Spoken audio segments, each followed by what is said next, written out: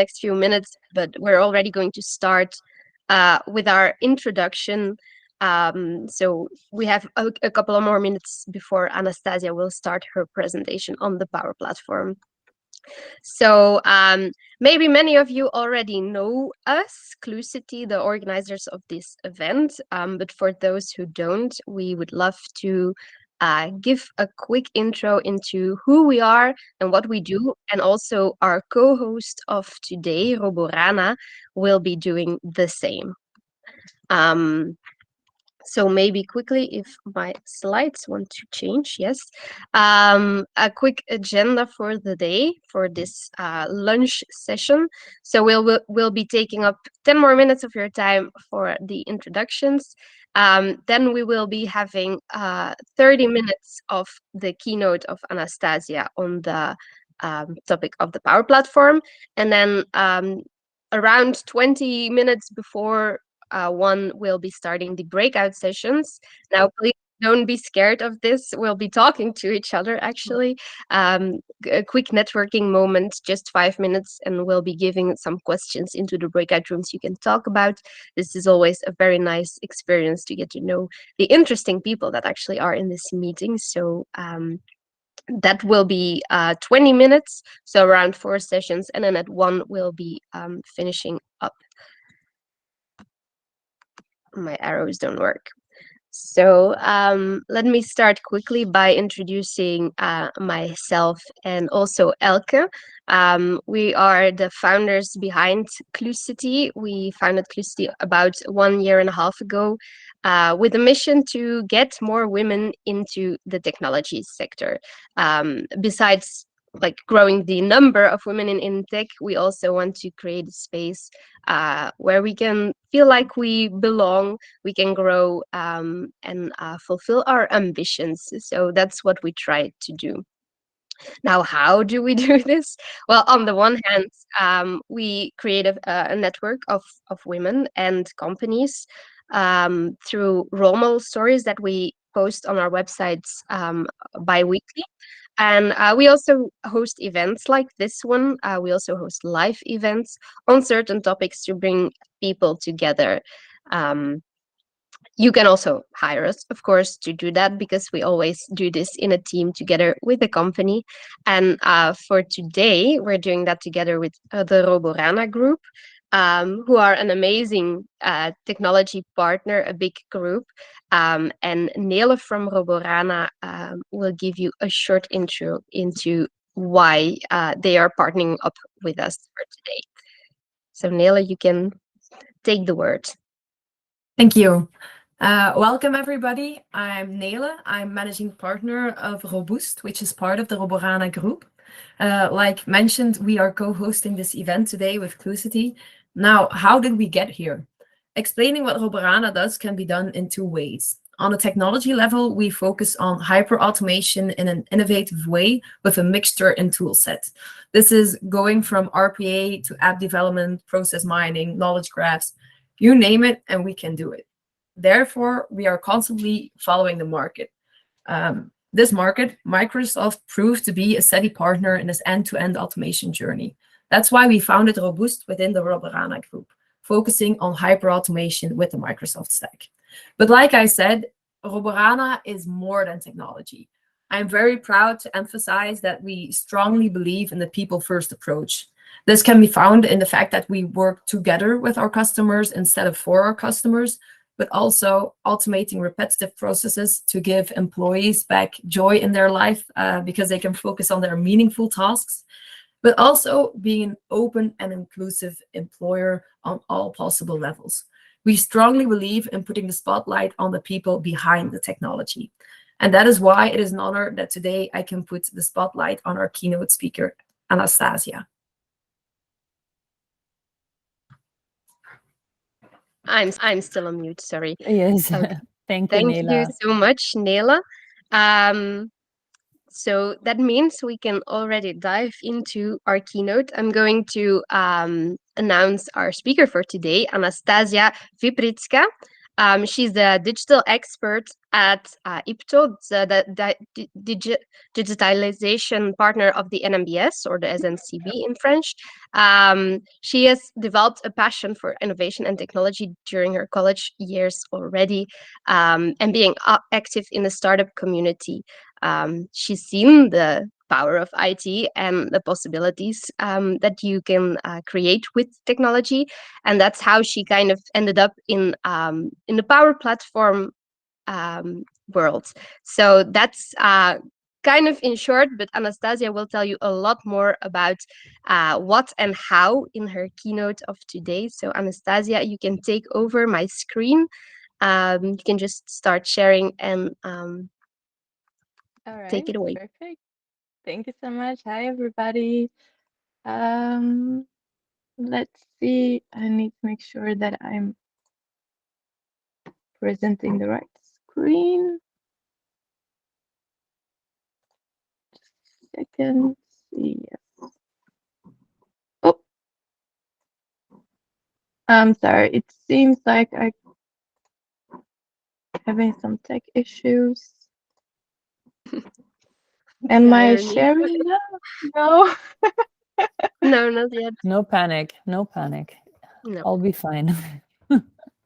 We trust in tech.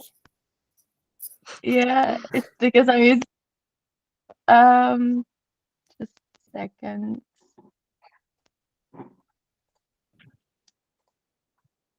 Venster.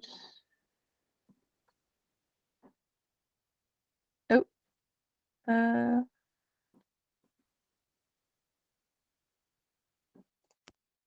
apparently my computer is blocking the sharing option.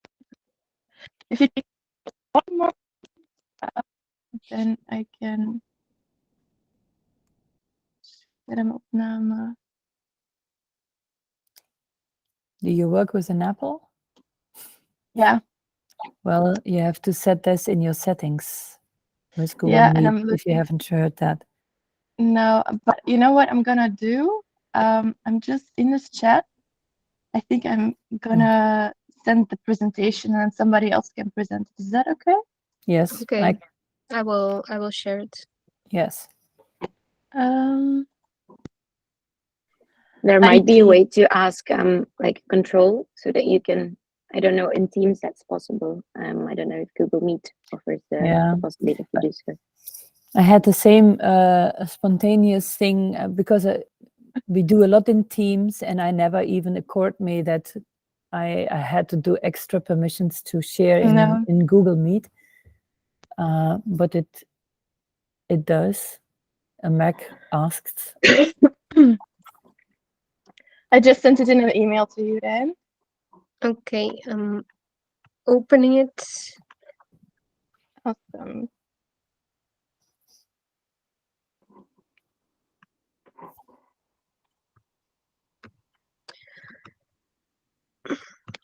Okay.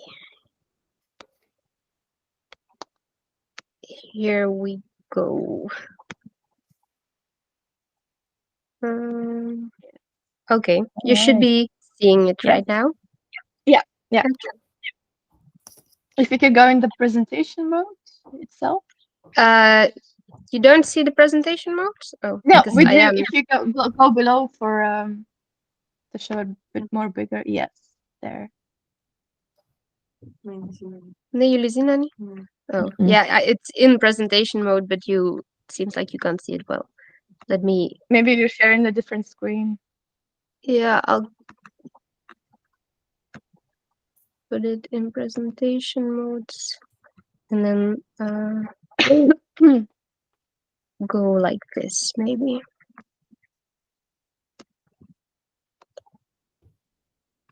Okay, now you should be seeing it.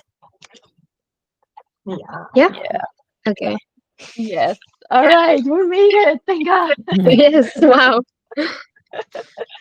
All right, so like it was communicated earlier, I'm going to talk today about Power Platform, but also especially how you can leverage Power Platform to foster innovation and what innovation could actually mean for you as a person, but also as a company.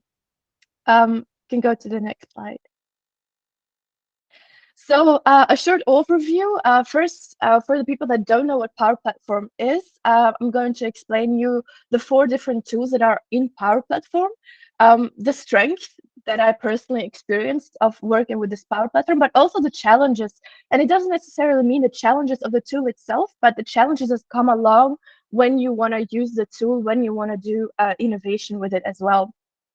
Then briefly talk about what is innovation exactly, how can you foster it, where do you start, and what are the things that are most important to take in account when you start your innovation journey. And of course, bringing the two together, it is about how you can leverage Power Platform to foster innovation. So eventually, I want to give you some simple starting guidelines, some examples, and how you can actually start with fostering and growing your innovation with Power Platform. A little bit about myself. The next slide, Ted.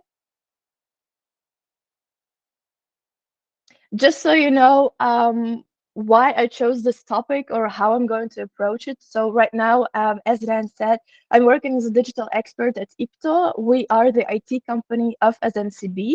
And basically my job is to help and support the internal digital transformation of NMBS SNCB. It's about working with people, about doing change management, about looking at the culture, but also, and especially with large organizations like SNCB, it's also about understanding the processes, improving the processes, and implementing the right governance, especially when you're going to work with tools as Power Platform that allow a lot of liberty. You need pretty good governance for that as well.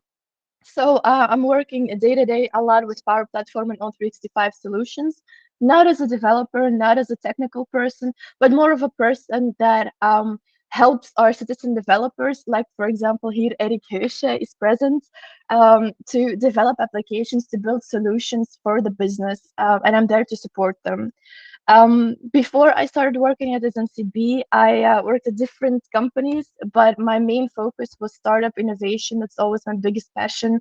That's why when I discovered Power Platform, I really felt a connection between, yes, I really felt a connection between innovation and this tool. Next slide. So what is Power Platform? Power Platform is a Microsoft tool. It's a low-code development tool, cloud-based. And one of the most interesting benefits of it is that it's integrated with a lot of O365 solutions. Because it's Microsoft, it's part of the entire ecosystem that allows you a lot of freedom to actually play around with it. And when you're working with Teams, for example, or with Microsoft Forms, you can already start using Power Platform to improve certain manual processes as well. But besides Microsoft environment, Power Platform is also integratable with a lot of other environments. So it will all depend on your needs. On the next slide, I briefly we just want to talk about the 4 different tools that you can find in Power Platform. So the first one, the one that I'm mostly familiar with, is Power Apps. So as you can see on the screen, it allows you to build really simple applications in one screen, 2 screens, without coding experience, just with a drag and drop principle. So for example, when you want to digitize a certain form, or a checklist that you have a paper checklist and you go around and you check everything off. Well, you can just put it in an app. It's as simple as that. 2 screens where you check everything off digitally, and automatically the information gets put into a data source like an Excel or a SharePoint list instead of manually keeping all the paper. Then we have Power BI. I think as from my experience, I've noticed if people are working with Power Platform, they first start with Power BI. That's basically a reporting tool that gathers data from different sources and that can help you visualize your data. So it's also something you can build yourself. It's a learning curve, but yet again, you don't need to be a programmer to design beautiful things. You don't need to know how pivot tables work in Excel. I still don't. You can just use Power BI to beautifully visualize your data. Then we also have 2 other tools, Power Virtual Agents, one of the tools I'm most excited about, but haven't been able to use yet. It basically gives you the ability to create your own custom chatbot. So when you go to bol.com and you have a question about a product, you can just type it in and then you see the response. Basically, that's what you can do yourself as well, either for your own company, for your organization or team. For example, if you are part of an HR team and you're tired of answering every time the same questions about, oh, where do I put my hours in? Or, oh, how do I get my parking tickets back or something like that, you can just put the FAQs in a chatbot and then they can help themselves out. And then Power Automate. That's also a very interesting tool. So basically, when you do a lot of manual labor yourself, you can automate it. Let's say every week you have to send out a reminder email with a certain Excel list to your manager so that they know how many students were present at the student job, let's just say. Instead of constantly uploading the Excel list, typing in your manager, sending it out, you can make it an automated process where the Excel list is automatically updated and gathered and put into a mail and then automatically sent out to the manager. The manager, even if he wants, he can put an automation flow as well on it and say, every time I get that email, just delete it, for example, or save it somewhere where I don't have to look at it. So those are the 4 main tools of Power Platform. The strength of the tools that I've witnessed personally, of course, this is not a sales pitch, and every other person might have another experience, but for me, what I've found is it's an easy to start tool. I'm very impatient. I hate prepping, reading. I need to start immediately, just trial and error, and just Google it as I go along the way. So basically with Power Platform, it's easy. You log in with an account, you already get the environment since it's cloud-based, and you learn by doing. You have a lot of great training videos from Microsoft available. You can play around and discover since it's all in a test environment. And what I love most about it is that Power Platform itself, it teaches you how to, it shows you how you can solve your most annoying day-to-day problem, sometimes with just a couple of easy clicks. It gives you that solution-oriented mindset. So when you want to foster innovation with your people, sometimes it's hard to come up with solutions for them if they have the feeling like, yeah, but we can't actually do this, we can't actually build it or show it to you. Power Platform allows them to build a mock-up, build a simple thing just to try it out. Of course, the budget friendliness of it at the beginning, when you keep it simple, it's very interesting. You can do it for free most of the time. You can build really good solutions that can save you a lot of time on a day-to-day basis with a free version or very budget friendly. Even when you go, when you scale up and you really want to implement it on a larger scale, it's still most of the times it costs less than having a custom developed application built for you, especially internal company applications. So not B2C, but more internally. And if you want, you can also work with citizen developers, so people within your own organization that can start developing their application itself, so not with an external partner. And as I said, lots of training materials, free training materials that you can find on Microsoft Learn itself. And one of the biggest things as well, it's all about your business knowledge, not your tech skills with Power Platform. That's what I always say when I start talking to a potential citizen developer or within my organization. Your IT background, whether you have it or not, I don't care. You can always learn. It's about you understanding how your process, how your data job works. Of course, we have the nice stuff about Power Platform, but you also have challenges. I do want to emphasize those challenges are not necessarily linked to the tool. It's more linked to the mindset and your own preparation with the company. One of the sad parts I found personally with Power Platform is that it is mostly focused on internal applications. What does that mean, internal applications? So you can't build an app and put it in the Android store and let like 1 million users download it. So it's not B2C, it's more internally. So for your own team, for your own organizations, you can use it for your customers, like a virtual chatbot, for example, but it's not really like, I don't even know, like Tinder, for example. You can't build Tinder in Power Platform, basically. That's not possible. Then I'm gonna go more into details. When your complexity goes up, so does the budget go up, and the different technical needs will also rise. So you can start simple and easy, but we have to be real. At a certain point, you will not have enough knowledge or skills in-house to build complex applications, to manage your complex environments. You also have to think about data management and about controlling the growth. But in the next slide, I will dive deeper in the topics. The complexity. And I really want to emphasize this. Complexity has nothing to do with the size of your organization. You can have a big organization that is multi-layered, that has multiple data sources, very strict security guidelines, where you have to do user management, user access, where you have to integrate multiple business processes together.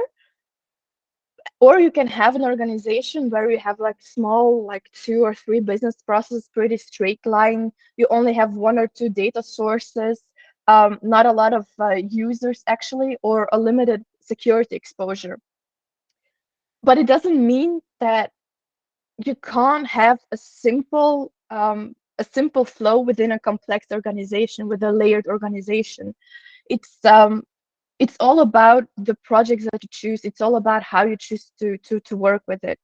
But of course, the higher the complexity, you will need more specific tech knowledge. So most likely you will have to hire an external consultant that can guide you through the more advanced Power Platform options. Your basic tools won't be enough. So normally when you start working with Power Platform, you can work with SharePoint or with Excel. But when your amount of data will rise, or you will have to do user management or security management, you might have to look at Dataverse, at Azure API, at custom connectors, but those are licensing type tools. So your budget will rise as well. But yet again, don't let it hold you down. Even in a complex environment, you can still start very simple, budget friendly, and light. The next challenge that you have is the data management. And this is not just linked to Power Platform. This is basically for every digital transformation journey. You have to think about data management. It's the central part of your transformation. I visited a couple of events of Microsoft, and David Deruk and Harold Valentine, they talked about it a lot. And I thought it's really important for you to know this as well. Even if you're in a simple organization, before you even start your transformation, think about these 5 things. What are your sources? How does the data come in? It can be just as simple as an emailing subscription or an online order, or maybe paper forms or some sort of customer support. How does your data come in? Just list the different sources up. Then think about what type of data do I have? A lot of the companies have people data, personal data, let's say, but you might also have data about your products. So when you're selling online, when you have an online business selling stuff, well, you probably will also have the data about which products are the most popular or how many stock you have left. The same goes also about the processes. You can have an overview about an ordering process. For example, when you work with multiple stakeholders throughout the supply chain process, you can gather data about that as well.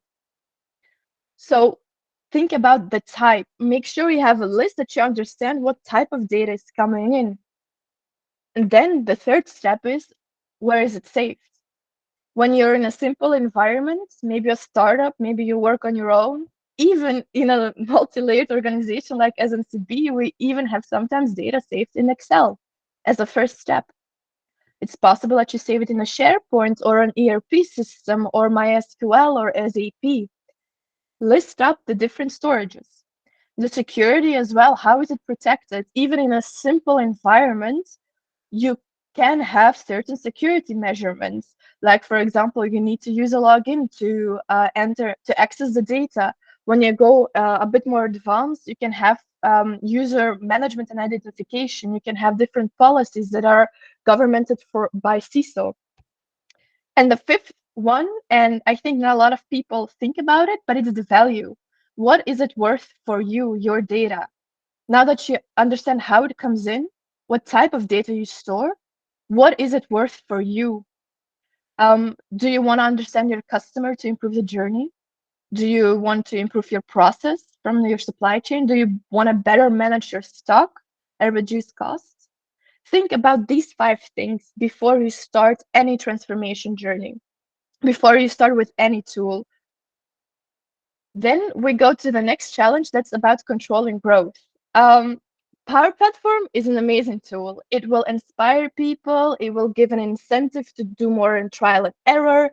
It will foster creative thinking and solution-oriented development. Um, so it's really great. But without a plan, it can cause complete chaos. It can cause a lot of security risks because you know what? You're just trying. You're not really thinking. Oh, accidentally, I made my Excel of personal data public. Don't know how that happened, but you know. Or you can cause when you introduce a tool like that to your entire company, people will start playing. They will start creating apps. They will start creating flows. At a certain point, you might have parallel applications that do the same thing, just a little bit different. Those things can disrupt your entire process because at a certain point, people will not know, well, what Power App do I have to use in this case? And something that we experienced also at our company, it's shadow IT. That's basically IT developed by people in our organization, but that the actual CISO and the PO and the IT department does not know about. It does not know that this application exists. So you really need to control your growth before you implement this tool. Think again about the goal, about the data, about your users, who can use it, for what are you going to use it, and keep on monitoring. It's really important to understand that Power Platform is a tool, it's not a culture, and it's not innovation. Those 2 things are completely separate from Power Platform. You have to already predefine it before you introduce any tool, not just Power Platform. If you can go to the next slide, then we come to our fostering innovation topic. So what is innovation exactly? For me personally, from my experience, innovation is not a product, although it's oftentimes marketed as one. We are an innovative company. We sell innovation. We do this, we do that. Well, no, innovation is not marketing. Innovation is something that is lived and experienced. It's felt in the mindset and the culture of the people in your company. You cannot buy fancy chairs and cool tables that you can put up and stand behind your desk instead of sitting and call it innovation. No, it's really about the mindset and the culture. And it starts at the simplest things. So one advice that I can give you when you want to start with innovation is start simple. Start in a small team. Start with a solution for a daily problem. Make sure that you also can measure your results. What effect did it have? What lessons did I learn about it? And always, even from the beginning, from the simplest tool, try to control it and have an overview of it. It will help you prevent chaos from an explosive growth. So a simple thing can be you work with your team in an Excel and it's constant manual input from certain data. Well, why can't you automate that manual input in Excel? Or you have to process feedback from forums. You do customer experience reviews from forms. Well, isn't there another way to, instead of constantly downloading, copy pasting it into a big Excel table, isn't there a way to just put a Power BI on it and give you a better overview of the different topics? The same about collaborating in a certain environment. Sometimes you have a project, you want to work with your team on that project instead of constantly sending mails. So think about the most simple thing that you can do for a daily problem that you can also measure. That will be the step one from your innovation. Then another part of innovation that is really important is room and support. So either you're a big company or you're a startup or you have a couple people just working for you, make sure that you don't tell your people, oh, we're going to be innovative. Prove it by giving them time and space in their calendar to work on this innovation. So for Power Platform, give them time and space to follow the trainings, to at least work a couple hours a week on building a solution in Power Platform instead of letting them do that during their weekends. Provide training. Make sure that people also get to sit together and share their own knowledge. Build a community together. And it can be as simple as during a lunch break, bringing some food in and talking about your experience with a certain solution or a certain tool that you're using. And one thing that I really want to emphasize, it's innovation ghosting. We all know ghosting in dating, when you meet somebody cute, it's going really well, you go on a date, and then suddenly it's all gone, and you're like, what the hell happened? Is it me? Well, this is innovation ghosting for me. Trademark pending, by the way. That's when a company or your manager says, guys, we're going to be innovative. I want to hear your ideas. I want to hear your solutions. Please be creative. They give you so much energy. They incentivize you. And you're like, okay, I'm going to do it. You're working it during the weekends on your ideas. You come and present it. Everything is going great. You feel like you're on top of the world. 2 weeks later, your boss hasn't done anything with the idea. And you ask them why, and they're like, yeah, but it's coming up. I just haven't had the time yet. Or yeah, it's kind of hard with the budget. And they keep on making excuses, and at a certain point it kind of dies out.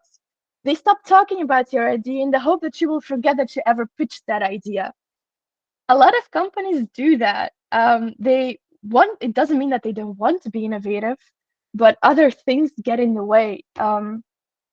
So please don't do innovation ghosting, because that will really demotivate your people as well. And a tool will never fix that mindset or that culture. The next slide. Then also about innovation, just as the same with your digital transformation, when you want to think about data management, you also want to think about innovation management. So what does it mean for you to be innovative? For every company, for every person, it will be different. We all know the book, The Why, that you have to ask. So what are the goals? What are your motivation and priorities? But have you also thought about the how? What are your actual limitations and opportunities? So be real and honest about that. What is your current situation? What can you actually do? What is your budget? What is your environment that you're working in? And the who. It's who are your people in this innovation journey?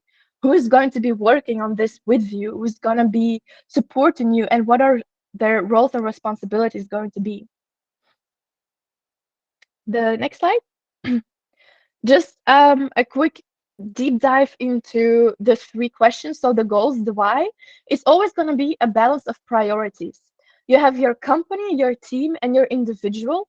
So sometimes your company will have certain reasons to be innovative, your team as well, and the individual as well. You will need to know all 3 of them and decide the priorities, which one is the most important for you. How will you manage the expectations as well? You don't want to overpromise things to your team or to your innovative person about, yeah, we're going to change everything, you're going to have a lot of time, when it does not align with the company goals and what the company can actually do. So please don't do catfishing. Don't pretend you're cooler. Don't pretend you have more space than you actually do for innovation. Be real, be honest, and make sure that you balance your priorities throughout these 3 levels of company, team, and individual. Then we have the balance of control. It's about your limitations and opportunities. So you think about what current software environment do I have now? With what tools am I already working? What tools are being used or not? Do I have any restrictions with those tools? Think about your budgets. Startups oftentimes don't have budgets, but somehow they are one of the most innovative companies out there. So maybe budget is not always an issue, but still think about it. And also the time. How much time can you really make free for your people, for yourself, to be innovative about it? And make sure that those limitations and opportunities are also aligned with your goals, with your priorities. Set up the KPIs and the monitoring from the start. And protect, again, that space and time for your innovators, because innovation is like fire. When you want to create a good fire, you need the right tools, you need the right wood, you need the right fire and environment and enough oxygen to burn. If you don't have that, it will never burn. But at the same time, when you just let it be, it might destroy everything on its way. So make sure you also control that fire by setting those KPIs and those monitoring. The next slide. And then the people, who's going to be a stakeholder on your innovation journey. And it's not just like, okay, I have two teams, they can all do whatever they want, they can come up with the solutions, but also think about who's in your team. Maybe you have a creator, somebody who's actually creative and want to build things. Maybe you have more of a controller, a person that likes to put in governance in place and make sure that all the KPIs are measured. You have a manager, you might have a thinker that doesn't really like to execute things, but he likes to brainstorm, for example. Also think about, are you going to open it up for everybody in your company, or are you going to limit to a team? And we all go back to one of the first slides. It's about starting simple. Sometimes starting simple might mean that you have to at first restrict it to a certain team or a couple of people before you really open it up to everybody. So really try to map it out with whom are you going to be working with and what roles and responsibilities are there. Next slide. So the finale, bringing the two together, how can you actually use Power Platform? So when you ask yourself the questions about your data management, your innovation management, based on those answers, you can pick your tool. Right now, let's say I picked for you Power Platform. Why did I do that? Because it's low code and it's easy to start. Everybody can learn, and you can start simple with it. You can also integrate it with different tools and environments.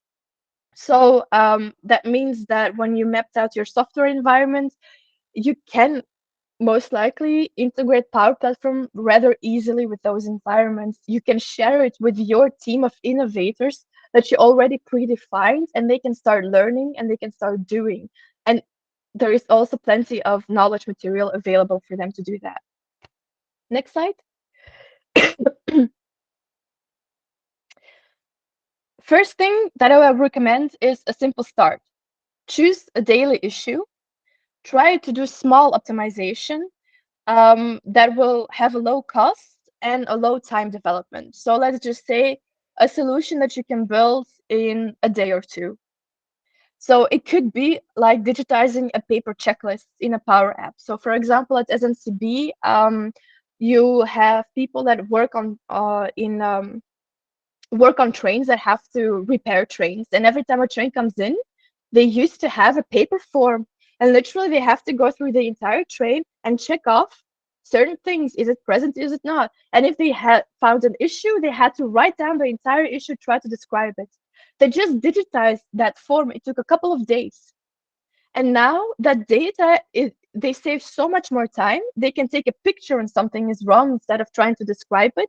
They don't need a person anymore to transcribe everything on that form and put it online. It's already done automatically, and they can put reporting on it and tracking on it. It's that simple, and it only took a couple of days. You can use Power BI to understand certain trends. So for example, you have an online shop. You want to understand why do people buy more on a Friday evening then on a Monday morning, for example, you can put that in a Power BI. Or like I said previously, when you have a lot of FAQs, instead of having a static website page filled with FAQs and a lot of text, you can build a virtual chat bot for it where people can type in their questions and get redirected to the right answer. So it can be very simple and straightforward. Then make sure that you have measurable goals. Start monitoring from the beginning. Decide before what are your gains and do you get there or not. Also trying to understand who is using my tool and for what and how often, because you might decide that Power Platform is an interesting tool, but it's also possible that your employees will find another way to use this tool or another tool they found online. Try to learn from it. Understand your employees, why they're using it, and how often. This will help also for you for the future to scale up. Microsoft with Power Platform, they have a Center of Excellence toolkit. So basically, once you start using Power Platform within your company, you can monitor all the tools that are being used, by whom, how often, and in which environments. You can also have automatic reporting on usage. You can gather user feedback, or you can also build your own custom monitoring tools.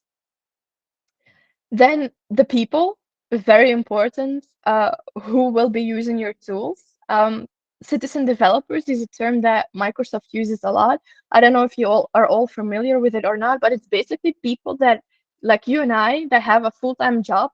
Like me, for example, I'm a digital expert, but at the same time, I decide I want to start developing in Power Platform. I want to start building apps. So I become a citizen developer. I'm not an official developer, but I work at a company and I do develop certain solutions. So you can decide, for example, at SNCB, we are building citizen developer communities, people that have their day-to-day jobs, but that are interested in Power Platform, and we provide them with the right training and the right support to grow their skills. And who knows, maybe one day they will actually become a full IT developer. My recommendation for you when you want to start with innovation or Power Platform, start with a couple of info sessions and demos about the tools you're going to use. Show them what you can do. Also organize a brainstorm to create a couple of use cases that you can already implement. Why? Because it will automatically filter out the involvement and the mindset of the people. Sometimes it's not good to open it up for everybody. Sometimes you just want to be really picky and have a small team of people. And by organizing these sessions, you will already have like the core team assembled to help you on your innovation journey. And of course, apply the trial and error mindset. Make sure that they can experiment, that they can make mistakes and learn from it as well. That means that you also have to control your data, the access, the security, make sure that they have an environment where they can experiment themselves. The last point, as I said, control about data management, ask those 5 questions, the innovation management as well, the why, the how, and the who, and set up the monitoring and reporting. So, for example, with Microsoft, you can have your Azure API Manager for more advanced solutions when you have different data sources that you want to manage and implement as custom connectors. But you can also start pretty easy with Dataverse. It's also a Microsoft tool. It allows to store a large amounts of data and play around with that data as well. Or work with SharePoint and Teams. SharePoint is also a data management solution where you can store data, but where you can also do reporting on, so that you can better understand what type of data is coming in and how it's being used. So those are the 4 main things that I wanted to mention with bringing the Power Platform and the innovation together. I'd say I'm a little bit already over my time, but to be honest, we had first issues with the presentation itself. So I'd say if you have any questions, please shoot. I can't cover everything, unfortunately.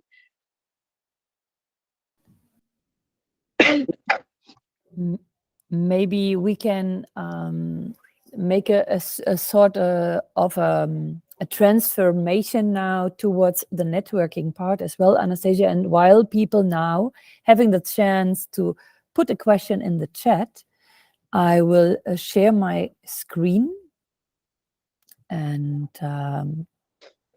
let me check how I do this and share what and how we are going to be able to network. And if people share your screen, wait,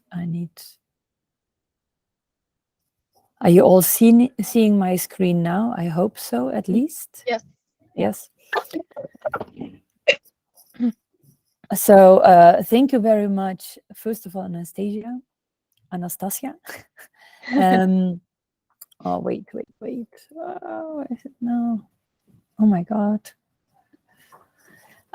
For your presentation. And I think that people are very keen to ask you as well some questions, maybe as well in the networking directly, which is setting up by right now.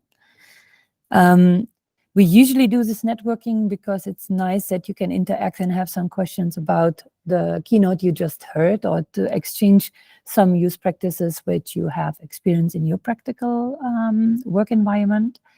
You will get 5 minutes in the or 4 minutes in the session, and then it's 1 minute counting for the rearrangement of the new groups. We will make, I think, 3 times a group if time is permitting this, or at least two times a swap, depending on the people